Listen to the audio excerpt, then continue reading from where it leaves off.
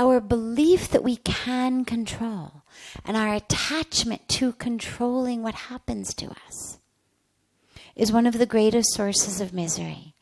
And so in order to live in peace, to live in joy, we have to relinquish that control. We have to recognize that there is a force greater than me that's moving the universe. And I play a role in it. If all I eat all day long every day is, pakoras and pizza, and I drink alcohol, and I smoke cigarettes, and I, do things that are bad for me, I'm going to get sick anyway. So we do the best that we can. We plant those seeds. You plant mango trees in the right season. This is the exact most perfect time to do tree plantation. Tail end of the monsoons, ideal planting. So we do our part with an awareness that the rest is in God's hands. We don't have the power to make a seed open and sprout, even if we wanted to. That's in the hands of God. That's in the hands of the universe. It's in the hands of Mother Nature. And so our role is do your best. If you don't plant the trees, you're definitely never going to have mangoes. That is for sure. If you don't take care of your health, you're definitely going to be sick. But after doing our best, after planting the right seeds, literally and metaphorically, we have to leave the rest up to God. You eat good, healthy food, but you cannot make your body digest it. None of us has the power. You cannot stare at your intestine and say, come on, make those movements, do your digestion thing. We don't know how to make digestion happen. It just happens. We don't know how to keep breathing while we're asleep. We don't even know how to keep breathing while we're awake. Sit to meditate and tell yourself, I'm gonna just pay attention to my breath. Most of us will make it 30 seconds, 60 seconds, maybe 2 or 3 minutes before the mind wanders. You bring it back. But if your breath actually stopped every time you forgot to breathe, we'd never wake up from our meditations. Our breath would stop in our meditations if it was relying on us to make it keep breathing. But it's not. Digestion happens.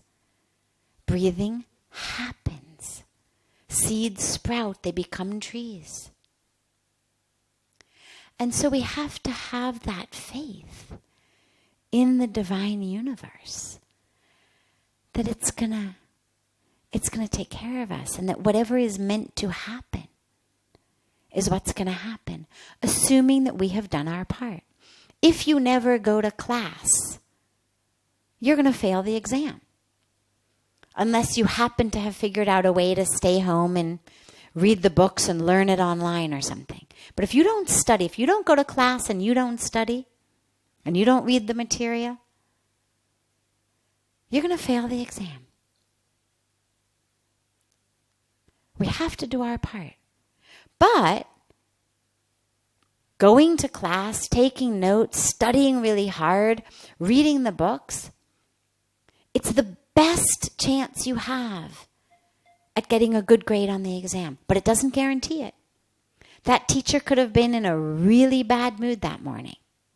That teacher could have decided to ask questions on the exam that he or she had mentioned in one class 3 months ago. that had seemed not even to be important, just because he or she was cranky. Just because he or she was on some sort of a power trip that needed to fail a bunch of students in order to feel good about themselves. And you could walk in and you could fail that exam anyway. Because you have no control over what the teacher puts on the exam. You also have no control over how they grade the exam. If it's not multiple choice or true false. So this is how life works. We do our best. We have to do our best. But then we have to leave the rest up to God. Knowing that we're being taken care of. Knowing that that which is meant to happen is going to happen. And the way you know it is, that's what's happened. And of course, the last part of this is in our reaction when things happen that aren't what we want. So if we can't control what happens to us, if we let go of our death grip on our lives, what happens when things happen that aren't what we want? Which of course happens even when we do have this death grip. But at that time we're furious. I did everything. I planned everything. How dare you? How dare the universe? How dare that happen? How do we react? And that's really the key for us, because those things are going to keep happening. In fact, a very, very divine, enlightened, beautiful saint who used to just live right across Ganga from us, Swami Dayanandji Maharaj, gave a definition of success that I have always held very, very dearly. And he said, I don't care how much money you make. I don't care what your title is. I don't care what company you're the head of. He said, the only definition of success that means anything at all is how you respond when the universe, how you respond to the inevitable times. Inevitable times. It's going to happen. Being spiritual is not an inoculation against having bad things happen. Being spiritual is not an inoculation against getting sick or losing a loved one, failing an exam, having a boss throw your report in the trash can. But what spirituality gives you is how to respond. And so he said, success is how you respond to the inevitable times when the universe doesn't act the way you think it should. And I love that because first of all, it's inevitable. Second of all, what matters is not how you prevent it. Success is not preventing the universe from acting against your will. You can't do it. Success is how you respond. And so when we can respond with equanimity, when we can respond with an awareness that this has happened for a reason, doesn't mean it's good, doesn't mean it feels good. There's nothing that feels good about losing a loved one. There's nothing good about failing or getting sick. But in that sickness, in that failure, in that loss,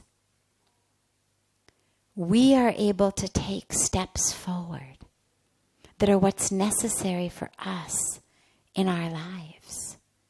That's the reason this has happened.